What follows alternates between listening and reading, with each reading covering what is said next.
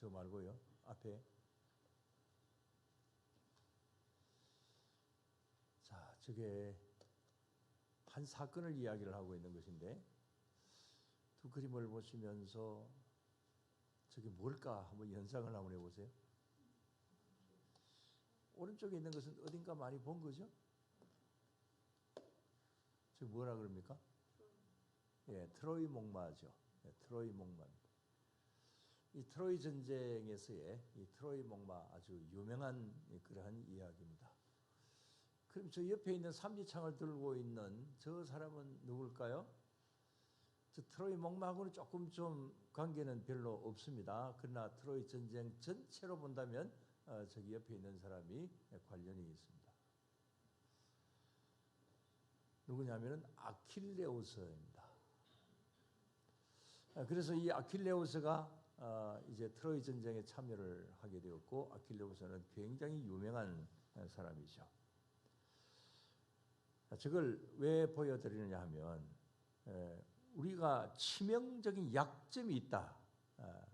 그럴 때에 우리가 보통 뭐라고 그럽니까?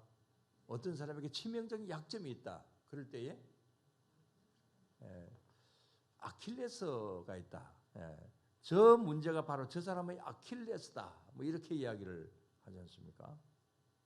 그래서 이 아킬레스가 어디 있습니까? 우리 발 뒤꿈치에 있지 않습니까? 그래서 이 발 뒤꿈치 힘줄을 아킬레스라고 그러는데 바로 저 아킬레스라고 하는 저 사람과 관계가 있는 이야기죠. 아킬레스가 끊어지게 되면은 바로 걷지 못하게 되고 뭐 그런 뭐 제가 잘은 모르지만 그런 참 좋지 않는 건강을 이렇게 아킬레스가 끊어지면 그렇게 되게 되죠. 근데 왜 아킬레스건이라고 그렇게 했을까? 이 아킬레스라고 하는 갓난 아이를 가진 이 테티스기라고 하는 어떤 여인이 있었습니다. 이 테티스가 어느 날 이 제우스 신에게 가서 이렇게 간청을 합니다. 제우스님, 우리 아들을 제발 아주 강한 아들로 만들어 주십시오. 화살을 맞아도 죽지 않고 창과 칼에 맞아도 죽지 않는 아무런 상처도 받지 않는 쇠덩이 같은 강한 아이로 좀 만들어 주십시오. 그렇게 간청을 합니다. 하도 간청을 하니까 제우스 신이 그래 그렇게 해줄게. 그러면 너희 아들을 스틱스라고 하는 강에 가서 이제 이 아이를 거기다가 넣었다가 다시 건져내라. 그러면 그 강물로 인하여서 너의 소원하는 대로 아주 강철 같은 사람이 될 거다. 그렇게 이야기를 하죠. 그래서 아킬레스의 어머니가 이제 어린 아이 아킬레스를 이렇게 이 발을 잡고 이렇게 강에 빠뜨렸다가 다시 이렇게 올렸습니다. 아킬레스는 아주 유명한 장군이 됩니다. 이 그리스의 아주 유명한 장군이 되어서 조금 전에 말씀을 드린 대로 저 트로이 전쟁에 참여를 하기도 했습니다. 근데 이 트로이 전쟁 때의 적군 대장인 이 파리스라고 하는 이제 이 장군이 여기에 이 아킬레스를 아무리 찔러도 죽지 않으니까 약점을 좀 찾자. 그래서 약점을 찾은 것이 바로 이 아킬레스의 약점이 어디에 있겠습니까? 아킬레스에게 있었죠. 아킬레스건에 있었습니다. 그래서 그 발 뒤꿈치를 집중 공격을 해서 아킬레스를 죽였다. 신화입니다. 이건 성경에 나오는 이야기도 아니고 그리스 신화에 나오는 이야기입니다.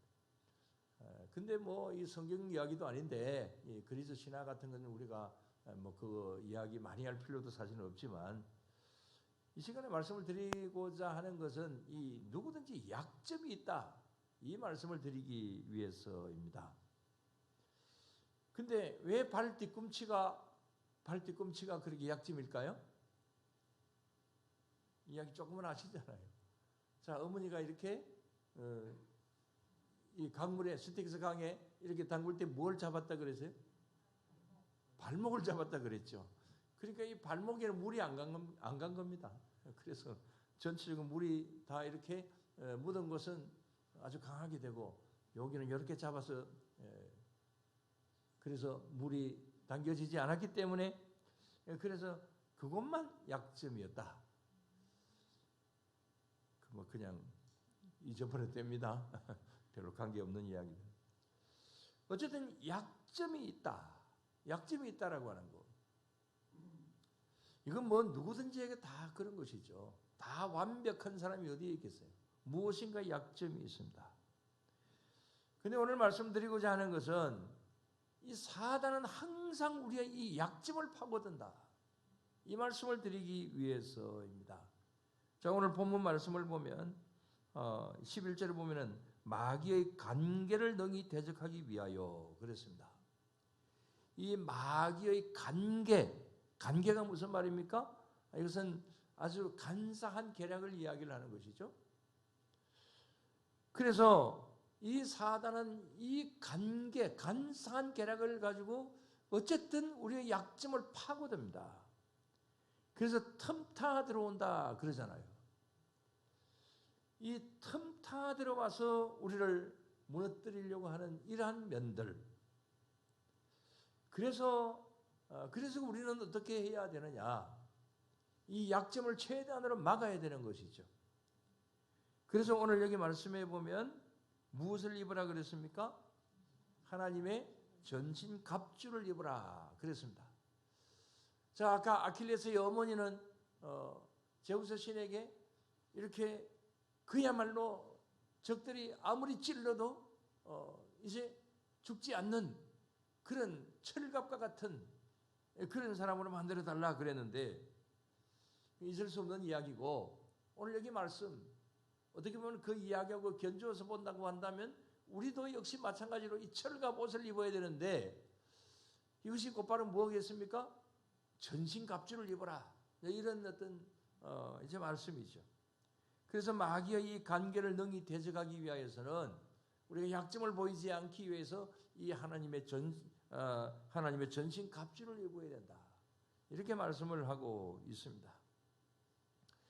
그러면 이 전신갑주가 어떤 것입니까? 자, 오늘 여기 이 말씀은 우리가 잘 알고 있는 말씀이잖아요. 14절을 보면은 진리로 너희 허리띠를 띠고, 그 다음에 의의 호심경을 붙이고, 평안의 복음이 준비한 것으로 신을 신고, 우리 군인으로 본다면 워커를 신고, 그런 말이 되겠죠.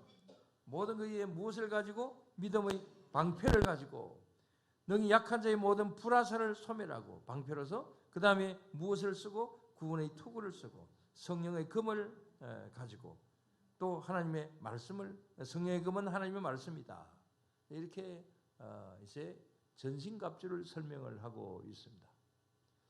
그래서 우리들에게 이 약점이 어쨌든 이 노출되지 않기 위하여서 우리는 노력을 해야 된다. 그러나 약점 없는 사람이 어디에 있습니까? 지금까지 수요일 저녁에 주로 말씀을 많이 드릴 때에 우리 자신을 한번 분석을 해보자. 그런 면에서 정신분석학적인 어떤 면에서 무의식의 세계에 대해서 말씀들을 많이 드리고 있습니다. 이 무의식 속에 잠재되어 있는 것들 중에서 그 뭐 좋은 어떤 기억들, 그 다음에 좋은 것들도 많이 이 무의식 속에 있기도 하지만, 그러나 좋지 않는 것도 많이 있다. 성경에서 본다고 한다면 시기, 질투, 분노, 뭐 살인, 여러 가지 어떤 이 잘못된 어떤 그런 마음속에 욕심, 온갖 더러운 것들, 이런 것이 어떤 무의식 속에 잠재되어 있다가 이게 누가 와서 툭 한번 건드리게 되면은 이게 그냥 그대로 이제 폭발하게 되는, 그대로 나타나게 되는, 그야말로 약점이 우리의 이 무의식 속에 잠재되어 있다, 우리의 또 생활의 습관 속에 잠재되어 있다가 이게 노출이 되어버리는 어떤 이런 일들이 있을 수 있는 것이죠. 그래서 그걸 누가 가장 많이 노리느냐? 사단이 가장 많이 노린다. 그래서 무엇을 입으라고요? 전신갑주를 입어라, 이렇게 말씀을 하고 있잖아요. 그래서 우리는 항상 우리 자신들을 한번 돌아볼 필요가 있고, 그 다음에 또 어떤 일들 속에서 자칫 잘못하다 보면은 내 약점이 노출될 수 있다. 그래서 내 약점을 없애버리기 위해서 노력을 해야 되는 것이고, 또 그 다음에 우리는 이런저런 여러 가지 면에서 조심하고 우리 자신들을 돌아볼 필요가 있는 것이죠. 그 다음에 또 무엇을 바라보고 무엇을 판단할 때 어떤 시각을 가지느냐, 또 이것은 편견이 아닐까, 뭐 이런 것을 또한 생각을 해보면서 우리 자신을 늘 항상 주의해 볼 필요가 있습니다. 자, 이 사람을 한번 봅시다. 이 사람 이야기만 하고 마치겠습니다. 아까 나왔던 사람, 자, 어디서 보지 않았나요? 예, 다니엘 기도회 때 장진숙 작곡가이죠. 자, 저분 이야기가 기억이 나나요? 예. 정말 고난의 어린 시절을 딛고 믿음으로 승리를 한 그런 사람입니다. 그런데 간증을 하면서 이런 이야기를 했죠.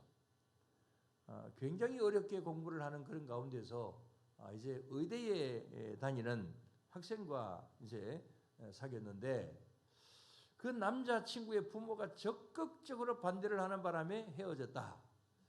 그런 간증을 했죠. 뭐 그래서 이제 이분 편으로 볼 때는 이제 남자친구의 그 부모님들 좀 좋지 않은 시각으로 이제 바라볼 수가 있었겠죠. 근데 어제 들으니까 그 남자친구의 부모가 바로 창원의 어느 교회 장로님 권사님이더라고요. 저도 그 교회 뭐 헌신예배도 가기도 하고 그래서 몇 번 만난 적도 있어요. 근데 그 목사님, 그 교회 목사님하고 이렇게 저렇게 뭐 어제 이야기를 좀 하다가, 작년까지 다니엘 기도회를 했는데 올해는 안 했대요. 근데 만약에 했으면 큰일 날 뻔했다고요. 그러면서 그 목사님 쭉 이렇게 이야기를 하더라고요. 그 스토리를 잘 알고 있더라고요. 알고 있는데 이제 장로님이고 권사님이니까 그 장로님 권사님 제가 조금 압니다. 잘은 몰라도 다 좋은 분들이에요. 근데 그 목사님의 이야기가 장진숙 작곡가의 그 이야기는 그분의 입장에서는 얼마든지 그렇게 이야기할 수 있다는 거예요. 그런데 또 이 부모의 입장에서 본다고 한다면은 또 얼마든지 또 부모의 입장에서 이야기할 수 있다는 거예요. 그래서 만약의 경우에 그 교회에서 이제 다니엘 기도를 하고 그 부모님들이 이제 그걸 보았다고 한다면 큰 상처를 받지 않았을까, 이렇게 이번에는 다니엘 기도회 안 한 게 참 다행이다, 이렇게 이야기를 하더라고요. 자, 이 말씀을 드리는 것은 둘 다 옳아요. 뭐 장진숙 작곡가 직접적으로 만나보지도 않았고 그랬지만, 또 그 다음에 그 장로님 권사님 이야기를 직접적으로 들어보지는 않았지만, 그러나 각자 나름대로의 입장에서는 그게 옳은 거죠, 어떻게 보면. 그러나 한쪽 편에서 보면 어떤 편견을 가지고 본다고 한다면 이게 한쪽 사람은 완전히 나쁜 사람이 될 수가 있는 것이죠. 그래서 보는 관점에 따라서 달라질 수 있다는 거예요. 어떤 보는 관점에 따라서 그것이 하나의 내 약점이 될 수가 있고, 그 다음에 상대방에 대하여서 아주 잘못된 어떤 시각으로 바라볼 수도 있는, 그래서 시험에 들 수가 있고, 그런 가운데서 마귀의 관계에 들어갈 수 있는, 휘말려 들어갈 수 있는 그런 일들이 있을 수 있다라고 하는 것이죠. 아무튼 저는 어제 그 이야기를 들으면서 정말 또 그렇게 또 볼 수도 있겠구나, 이런 생각이 좀 들기도 했습니다. 뭐 어떻게 보면 별것 아니고 또 이런 어떤 것은 뭐 큰 사건도 아니지만, 그러나 우리들의 주변에서 또한 얼마든지 일어날 수 있는 일입니다. 그래서 우리는 항상 우리 자신들을 늘 항상 돌아볼 필요가 있고, 코람데오 하나님 앞에서의 나의 모습은 어떠한가 라고 하는 것을 늘 살펴볼 필요가 있죠. 역지사지라고 하는 말을 많이 합니다. 상대방의 입장에서 한번 서보는 것. 그런 가운데서 우리가 어떤 면으로든지 약점에 노출되지 않는 그런 가운데 있을 수 있도록, 어느 누구든지 약점이 있을 수밖에 없지만, 그러나 사단이 그것을 가지고 우리를 공격하고 우리를 무너지게 만들고, 그런 가운데는 있지 않도록 우리는 늘 애쓰고 노력해 가야 될 줄로 믿습니다. 그래서 오늘도 하나님의 전신갑주를 입어야 된다. 그래서 마귀의 관계를 물리쳐야 된다. 그것이 우리가 이 삶을 살아가는 데 있어서의 승리의 비결이다. 이런 사실을 다시 한번 생각하면서 마지막으로 18절 말씀 읽고 마치겠습니다. 모든 기도와 간구를 하되 항상 성령 안에서 기도하고 이를 위하여 깨어 구하기를 항상 힘쓰며 여러 성도를 위하여 구하라. 예. 우리가 어떤 일에서든지 기도와 간구를 하며 항상 성령님 안에서 기도하고 또 이를 위해서 깨어 구하기를 항상 힘쓰며 여러 성도를 위하여서 같이 우리 지체들을 위하여서 기도하는 그런 가운데 있을 때에 나도 살고 너도 살고 나도 승리하고 너도 승리하는 그런 가운데 있게 될 줄로 믿습니다. 기도드리겠습니다. 하나님 아버지 감사를 드립니다. 주님, 오늘도 주님께서 저희들에게 일러주시는 그 말씀들, 익히 저희들이 잘 알고 있는 말씀이지만 그러나 또 우리의 실질적인 생활에서는 이런 전신갑주를 잘 입지 못할 때도 많이 있습니다.